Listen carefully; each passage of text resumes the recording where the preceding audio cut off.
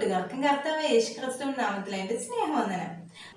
ഇന്നത്തെ വീഡിയോയിൽ നമുക്കൊരു ഭാവന കേൾക്കാം. ഭാവനയുടെ പേര് ഭക്തൻ്റെ നിത്യത നഷ്ടപ്പെടുത്തിയ മൊട്ടുസൂചി. നിത്യത കരസ്ഥമാക്കുവാൻ വിശുദ്ധ ജീവിതത്തിൻ്റെ പര്യായവും ഉച്ചസ്ഥായിയിൽ നിന്ന് അനുഗ്രഹീത ദൈവദാസനായിരുന്നു പാസ്റ്റർ അഹരോൻ. വളരെ ശക്തമായ ശുശ്രൂഷകൾ ചെയ്യുന്ന, ആത്മാക്കളെ നേടുന്ന ആത്മഭാരവും ആത്മാർത്ഥതയുമുള്ള വിശ്വസ്തൻ. ഒരു ദിവസം തൻ്റെ സ്നേഹിതനായ പാസ്റ്റർ കാലേബിൻ്റെ പുൽമേട്ടിലുള്ള സഭയിൽ നടക്കുന്ന ഉപവാസ പ്രാർത്ഥനയിൽ പകലും രാത്രിയിലും ശുശ്രൂഷിപ്പാൻ തനിക്ക് അവസരമുണ്ടായി. ഏതാനും ദിവസങ്ങൾക്ക് മുൻപ് തൻ്റെ ചില റെക്കോർഡ് പേപ്പറുകൾ ഒന്ന് അടുക്കിപ്പറക്കി വയ്ക്കുമ്പോൾ അവയെല്ലാം ഒരുമിച്ച് പിൻ ചെയ്ത് വയ്ക്കണമെന്ന് ആഗ്രഹിച്ചു. പക്ഷെ മൊട്ടുസൂചി ഇല്ലായിരുന്നു.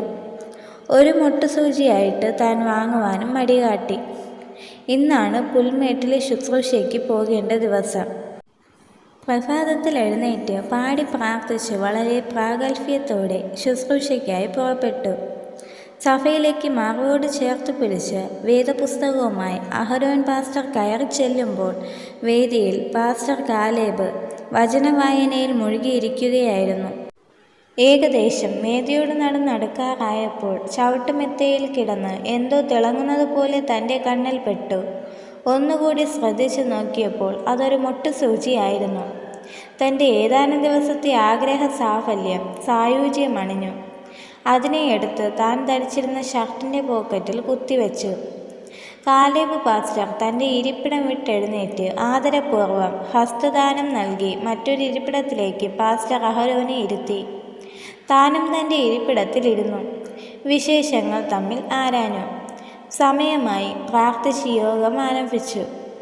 പാട്ടുകൾക്കും മധ്യസ്ഥ പ്രാർത്ഥനയ്ക്കും ശേഷം വചന ശുശ്രൂഷയ്ക്കായി തുടർന്നുള്ള സമയത്തെയും വേർതിരിച്ചു.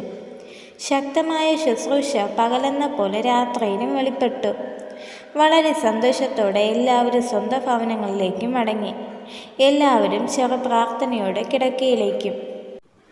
അർദ്ധരാത്രിയിൽ കാത്തിരുന്ന പോലെ, പ്രത്യാശിച്ച പോലെ കർത്താവ് വന്നു.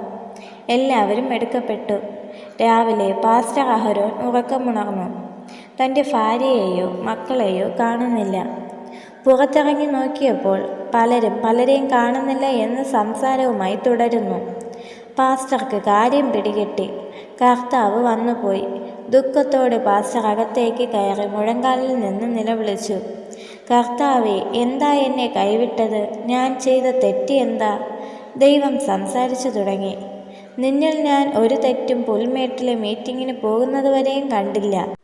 ദൈവം പറഞ്ഞു തീരുന്നതിന് മുൻപേ താൻ പ്രതികരിച്ചു. പിന്നെ എന്താ കർത്താവേ എന്നെ കൈവിട്ടത്?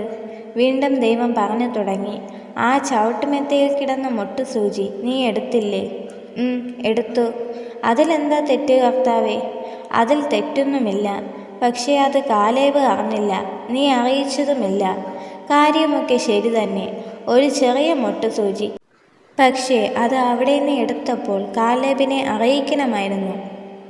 പ്രിയ ദൈവമക്കളെ, ക്രിസ്ത്യാനിയെന്ന് പറഞ്ഞതുകൊണ്ടായില്ല, ക്രിസ്തു കൈകൊള്ളുന്ന ക്രിസ്തീയ ജീവിതം നയിക്കുന്നവരായിരിക്കണം. നിത്യത നഷ്ടപ്പെടാൻ ഒരു ചെറിയ കാര്യം മതി. നമ്മുടെ ശരികൾ ദൈവത്തിന് തെറ്റായി തോന്നിയാൽ നിത്യത കരസ്ഥമാകില്ല. ദൈവ ഇഷ്ടം ചെയ്ത് ജീവിക്കാം, നിത്യത പ്രാപിക്കാം. എല്ലാവരെയും ദൈവം ധാരാളമായി അനുഗ്രഹിക്കുമാറാകട്ടെ. ആമേൻ.